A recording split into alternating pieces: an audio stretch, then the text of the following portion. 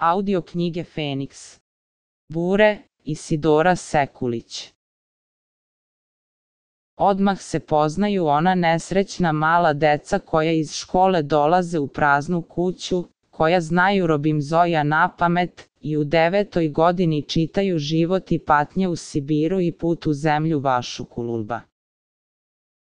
Poznaju se mali siročići koji rano ostanu bez matere, koji sakrivaju glavu pod jastuke, kad prolaze mrtvačka kola, boje se kad noću sat izbija i imaju mršavo bledo lice i dugačke suve ručice. Školski zadaci nisu mi zadavali mnogo brige. Sve je bilo prosto i lako i moglo se već u školi naučiti i zapamtiti. A brat mi je bio nestaško i mali divljak.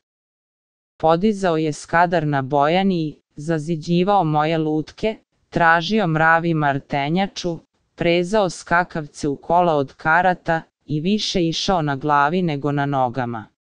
Sedela sam, dakle, po ceo dan sama, u kakvom kutu, i prevrtala šarene i svetle kartone po leksikonima i knjigama prirodnih nauka.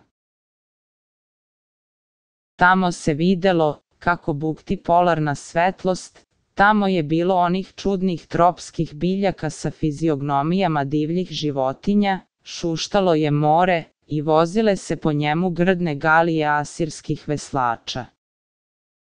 Išli su u boj egipatski vojnici, sve jedan kao drugi, sa zapetim strelama i onim čudnim oštrim profilima glave na oba ramena.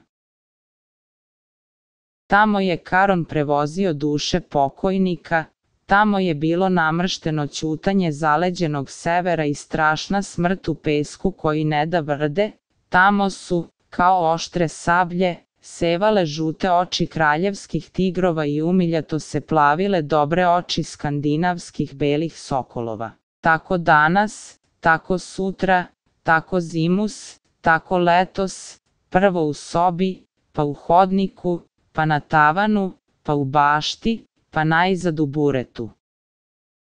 Ja sam to zvala buretom, ali u stvari je to bila jedna grdna kaca, rasušena, razdrmana stara kaca koja je stajala u dnu dvorišta i bez ikakva opredeljenja polagano trunula i propadala. Bočne duge se još nekako i držale, ali se rasušile i isprepucale.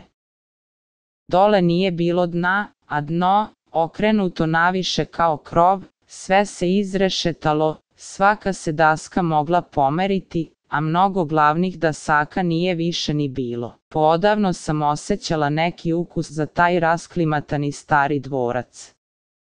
Između dasaka sam zavirivala u njega, štapićem gurkala i pipala ogromnu i kao kamen tvrdu pečurku, razmicala lišće gustog i ugasito zelenog korova i volela da slušam sivu melodiju ćutanja i tišine. Pomišljala sam prvo da u društvu prodrem u bure, ali sam se predomislila i rešila da ga sama ispitam i po robinzonski osvojim. Jednog ranog letnjeg jutra dograbim sobne merdevine, čekići sekiricu, popnem se na krov i razmaknem daske po njemu da može sunce unutra, a zatim istavim jednu trulu dasku iz boka, da bih i sama mogla da uđem. Gnjilo i mrtvo drvo nije mnogo ječalo pod udarcima, ali se kaca ipak tresla i u gustom zamršenom korovu počelo je neko mnogostruko micanje i šuštanje, kao što se čuje da kipi i pucka u zemlji kad posle kiše opet grane sunce. Prvo sam čupala i sekla korov stojeći napolju, a kad se očistilo poveće me stance, uđem unutra i, koje od želje, koje od straha, do ručka sam proredila i utamanila sve šume i luge mravi i gušterova. Ostavila sam, ali razređen, jedan red repuva, ostala je velika pečurka, na onoj ugnutoj strani, gde se voda slivala, ostao je red sitnih, bledo-crvenih gljivica i ostala je jedna veštački ispletena paukova mreža. Zemlja je bila vlažna i crna kao grob, one sitne gljivice izgledale su kao bolesne ospe, a iz gnjilih dasaka je zračila neka zagušljiva mlečna parica. Ali se sve to brzo izmenilo. Brzo je došao neprijatelj vlage i tmine. Ušao je juli sa vrelim i suhim svojim dahom, a sutradan je zemlja već imala koru, gljivice su, kao suhe kraste, pootpadale, a namršteni otromboljeni repuv se nasmešio u zelenijoj boji. Toga dana sam se uselila u bure. Prvo sam unela malu stoličicu i nad njom razapela stari neki izbeljeni kišobran s kojim su mlađi išli u jesen da pazare. Pa onda sam dovukla svu moju bašticu u loncima, između ostaloga i 2 lepa visoka fikusa koji su u buretu izgledali kao palme. Odmah zatim je ušla gomila tankih drvenih kutija od cigara koje sam grozničavo pribirala, pa čak i kupovala, jer sam u to vreme, od jutra do mraka, izmišljala i rezala galije i lađe. Ukucam zatim nekoliko klinova i povešam testericu, čekić, stare makaze, kanticu, kutiju s ekserima i kanapima i dovučem, naizad, staru jednu englesku istoriju gde je bilo puno crteža i rezbarija sa tebanskih i egipatskih grobova koji su predstavljali more, bure, galije i moreplovce. S početka je bilo nekog detinjeg straha i ja bih počešće iskakala iz bureta da se posle male pauze osluškivanja opet vratim u njega. Ali navika je brzo došla i ja se od bureta nisam odvajala. Iako je trebalo da me traže, tražili su me u buretu, iako je trebalo da me nađu, našli su me u buretu. Šta više, kasnije sam i onu jednu dasku, koja je ulaska radi skinuta, naslanjala iznutra, tako da sam, osim otvorenog krova, bila sasvim zagrađena i bila sasvim sama. Psima i mačkama je ulaz bio zabranjen, mome bratu je u buretu bilo tesno, a krilati moji gosti dolazili su od gore. U ovom šupljikavom i smežuranom dvorcu bujala je neka laka, meka i tiha fantazija, i dok su druga deca napolju grajala i celog leta trčala od tarabe do tarabe za jednim leptirom, mala bleda devojčica sanjala je u buretu svoju robinzonijadu. Sanjala o velikim morima po kojima se koralska ostrva ljuljaju kao kotarice cveća. O predelima, gde sunčani zraci u teškim debelim viticama padaju na zemlju i gde nema druge hladovine i svežine do kad morske ptice rašire svoja krila i vodom sa svoga perja poprskaju cveće. Sanjala o strašnoj studi i glečerima iz čijih se pukotina plazi čudna plava svetlost i osjećala da tamo na severu, u onim smrznutim energijama, mora ležati klica i stihija prave večnosti. U toj truloj kolibici sam naučila da volim ono što ne vidim, ono što nemam i ono što mora da prođe. Volela sam sunce, svetlost, leptire, bubice i cvrčke. Volela sam ih nervozno i sa strepnjom, jer sam videla da sunce zalazi i znala da će za dan ili za nedelju poumirati šareni i ludi leptiri i da će za malo popadati iznureni mali cvrčci. Popadaće i vrućina će ih spržiti i ja ću možda sama izgaziti osušene lešinice veselih mojih pevača. Malo srce deteta koje još nije znalo ni šta je sadašnjost, slutilo je da ima prolaznost i prošlost, da ima tren kad se vene i pada i hladi, da dolazi čas kad su gordi vilinski konjici, što lepršaju tamo visoko pod suncem isto što i tupe slepe gliste, što gmižu pod zemljom. Razvijala se u detetu tuga onih što nikad ne veruju da će se vratiti na mesto koje ostavljaju i sumnjaju da može opet doći ono što je prošlo. Telom svojim sam osjećala padanje večeri i kao suncokret okretala svoju malu glavicu za suncem. Ima dakle neko prokletstvo da ništa voljeno ne može ostati. Proleti kakva ptica, svetla kao rasprsnuta zvezda, pa je nikad više nema. Prne kakav leptir, šaren kao da je kroz dugu proleteo, pa ga nikad više nema. Možda ima takvo osjećanje i među nekim insektima. Piju sunce i kupaju se na suncu, a tihi su i ćute. I ja sam u buretu naučila ćutati kao insekt. Pa i sada još volim taj svet koji ljubi, sveti se, ubija i umire u otmenoj tišini. Gde čovek podivlja kao zver, oni su savladani i nemi kao pobeda strasti. Pod zavesom takvog mrtvog lista nečujno se svršavaju misterije ljubavi i smrti. Neko vreme, svako jutro u jedno isto doba, na jednu istu daščicu krova, dolazila je, ne znam otkud, čudna neka mala, usplahirena i ćutljiva tica. Klimnula bi glavom na sve strane mog bureta, zatreperila telom kao da će svakim percem za sebe poleteti i posle nekoliko trenutaka nestala. Pokušala sam da u tanjiriću ostavim mrvica, od hleba, od kolača, voća i šećera, ali se tica uvek jednako ponašala i nikad ništa nije dodirnula.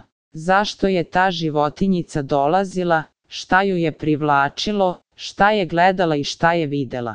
Nije mi se dalo da razloge dokučim, ali sam tu ticu volela, kao što se voli simbol ljubavi i dobrote.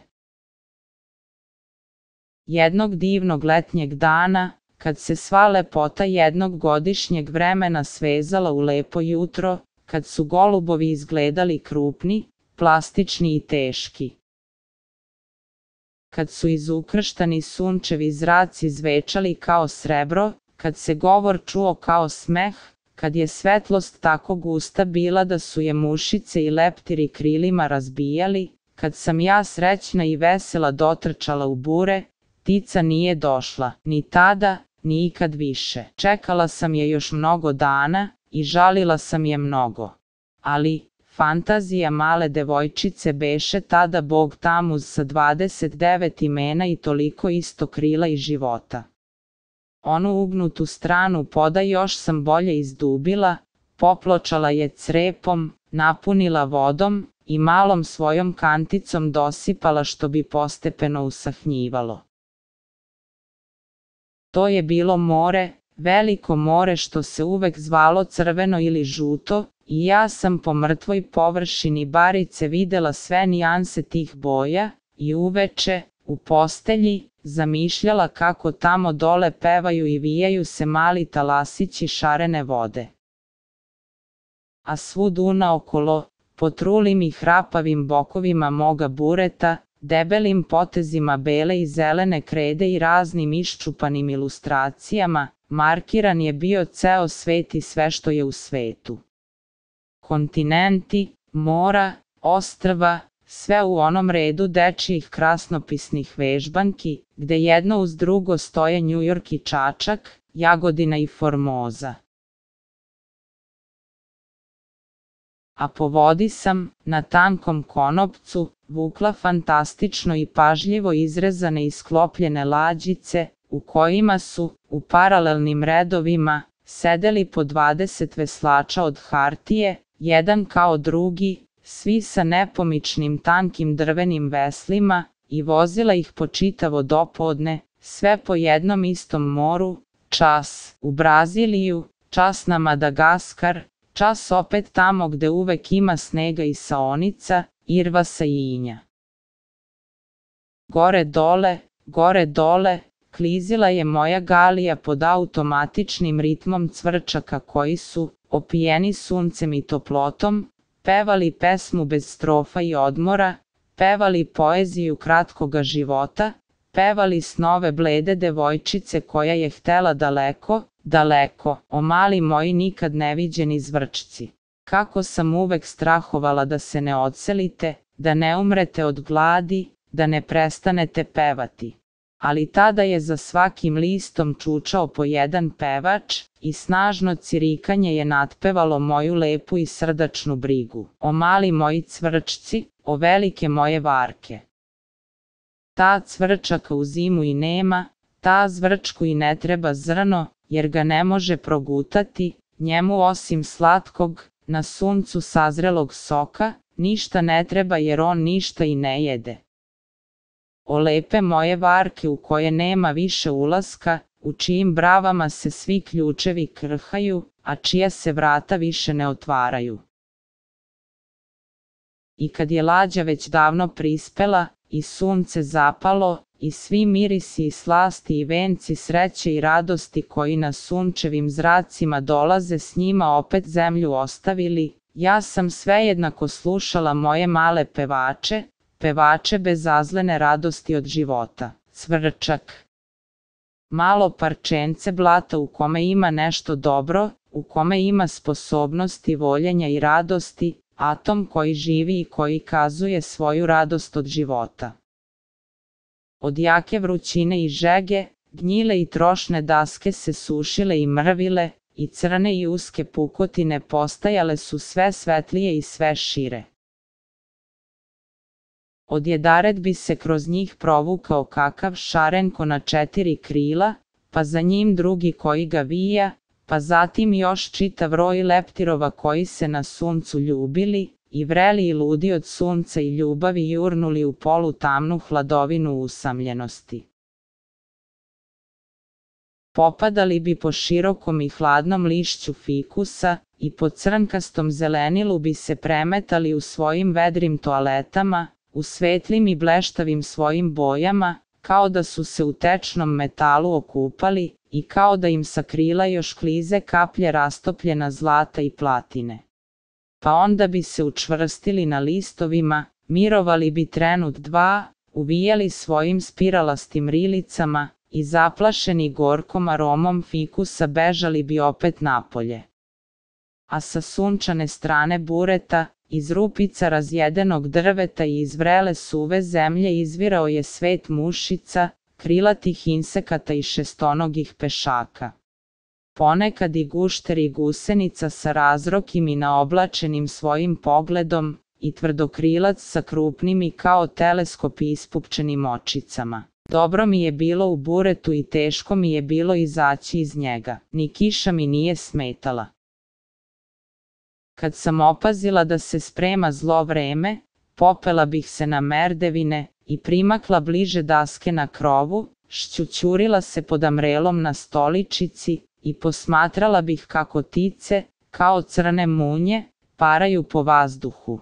I smejala bih se žestokoj kiši čije krupne kaplje zvrjahu po daskama kao da se tresu i lome orasi u vreći. Meni bi čak milo bilo da je odnekuda udarila mećava, pa da beli i meki sneg zatrpa sve rupe i izlaze, i da se zalede moje galije i čamci. Jer sam imala mnogo jačih simpatija za poeziju nadimljenih sibirskih koliba i za teški život severnjaka koji su uvek borci i junaci, nego za otužni i šareni jug sa lenjim i zagušljivim vetrovima i zagrejanim i razmaženim stanovnicima. I stoga sam tu, tako reći u neposrednoj blizini moje barice, vruće kao Senegal, snevala ledenu i belu fantaziju severa. Posula sam jedno oveće mestance nastruganom kredom, sa hrpicama od beloga praha, pobola nekoliko poluosušenih jelovih grančica i načinila od hartije visoku šiljastu korječku kolibu sa ulazom na vrhu. I tada je iz mašte male devojčice počeo da duva ledeni sibirski vetar i da veje toliko snega da se grane od njega lome, a u krzno zamotani dobroćudni korjeci čučali su oko vatre. Tamo, u njihovoj domovini, gde uvek preti smrt pred kolibom i glad u kolibi, tamo ljudi moraju živeti jednostavno kao u bajkama i moraju jedno drugom biti milostivi i dobri kao u carstvu nerođene dece. Sneg i studeni mećava, a unutra velik crven plamen koji se nikad ne gasi i vrelo ugljevlje kao aždajina usta. Plamen i svetlost su rođaci i dolaze iz iste čarobne zemlje. U plamenu je puno slika i priča, i svi prostodušni dobri ljudi znaju da zimski plamen daje sve što se nema i vraća sve što se oplakuje i želi. Zimski plamen je zmaj koji preko dana drema, a kad dođe veče on raširi svoja vatrena krila i rastrese svoje plamene vitice i priča, ozeblim i šćućurenim korjecima, priča tiho i toplo, priča im i pucka i greje dok ih ne zanese, dok ne zadremaju, poležu i zaspe. A vatra stalno i jednako bukti, i toplo je i ugodno, a napolju je prostor i sloboda, i nigde nema ulice, i nema suseda, i niko nije siromašniji od drugog, i nema slugu, i dok zvižde i ciče vetrovi i zveri, u korječkim kolibama je mir. Peče augustovsko sunce, a mala devojčica čuči na zemlji pod amrelom i gleda u pregršti krede i vidi kako prolaze snežne koke u belim cipelicama i snežne sove sa zlatnim očima i od vremena na vreme proleću polarni galebovi koji su došli u goste u novim žutim čizmicama.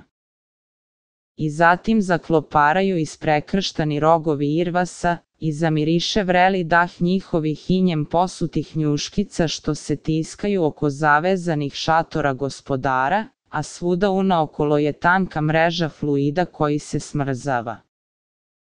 A tamo gde su zabodene osušene jelove grančice, tamo je veliko carstvo severnih četinara sa belim krunama na glavi i u snežnim ogrtačima širokih rukava i ledenih rojti.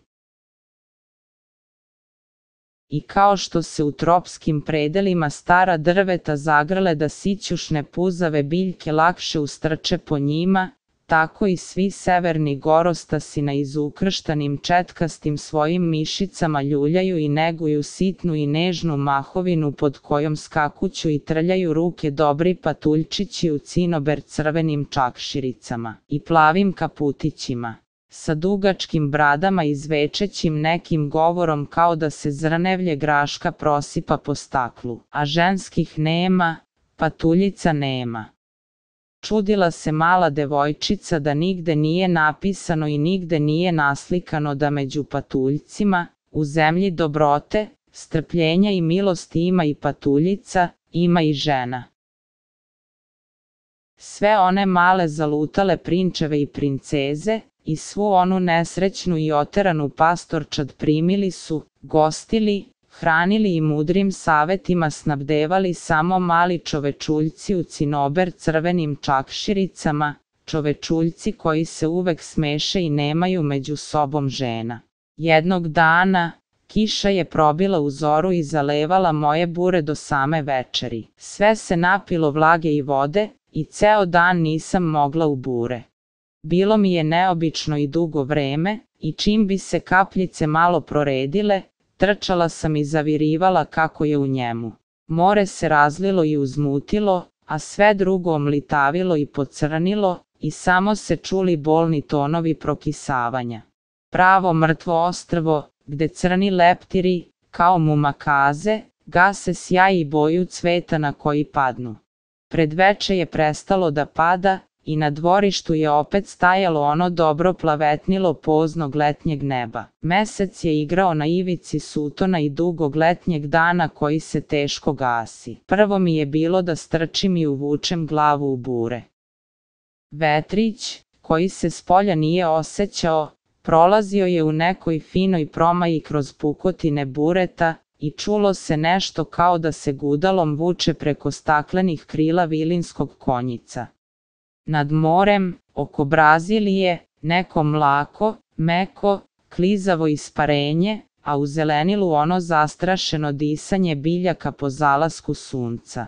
Predmeti se ukosili i nakrivili, stoličica kao da se ljulja, a po merdevinama silazi nešto zeleno i vazdušasto kao vampir mesečine. A dete se smešilo i volelo kišu i dobru letnju noć i dobro svoje bure.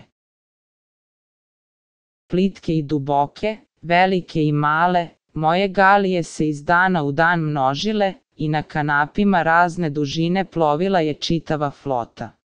Ali su dani opadali, zora se sve teže budila, a moj brod za Braziliju sve je kasnije polazio. Jednog jutra sam u jesenjem kaputiću krenula na put, i bilo mi je zima, i nisam se ni u Braziliji ugrejala.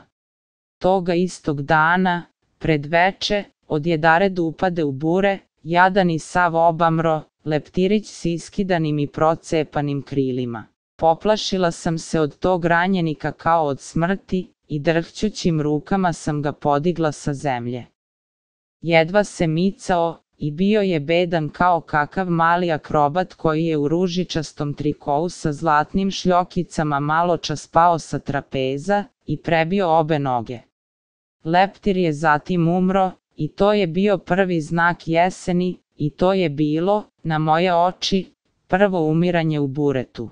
Bojim se od to doba jeseni koja plodovima i bojama laže i vara, a ubija leptire i laste. Jedne septembarske noći se digla strahovita oluja. Praskalo je i krhalo se i na nebu i na zemlji. Ja sam nemirno spavala, bojala se i nekoliko puta budila oca. Te septembarske noći je uvenuo moj letnji san. Vihor je pokidao krov na buretu, razredio i počupao daske sa bokova, porušio i pokrhao moje pokućanstvo i podavio lađice i izbrisao Madagaskar i Braziliju. Lonci s cvećem izvrnuti i razbijeni, puno mrtvih buba, a moja stoličica, kao dodola, zatrpana mokrim, prozeblim i mrtvim grančicama.